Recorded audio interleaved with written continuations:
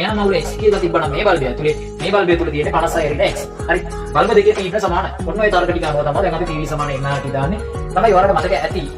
අපි මේ වෙනකොට රසායන විද්‍යාවට අදාළ කාබනික රසායනය සුපිරි පරිවර්තන 100ක්.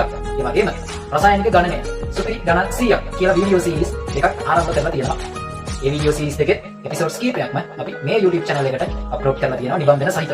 ඔයා දන්නවා ඩෙල්ටා G බිඳුව උනත් අනිවාර්යෙන් එතන තියෙන සමතුලිතතාවය ඩෙල්ටා G ගේ වටිනාකම බිඳුවට වඩා වැඩි වුණොත් ඒ කියන්නේ ධනාගයක් ආවොත් එතන ක්‍රියාත්මක වෙනවා. එතන ස්වයංසිද්ධතාවයක් නැහැ. දීලා තියෙන තත්ත්වයට ප්‍රතික්‍රියාව සිද්ධ වෙන්නේ නැහැ.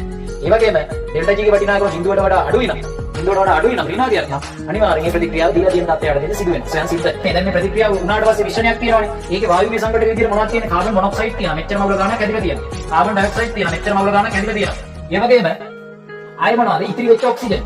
මේ ආරම්භයේ වැඩිපුර තිබ්බා. වැය වුණේ මෙච්චර ඉතිරි වෙච්ච ඔක්සිජන්. ඔය තුනේම එකතුව නේද 1.9 වෙන්න ඕනේ.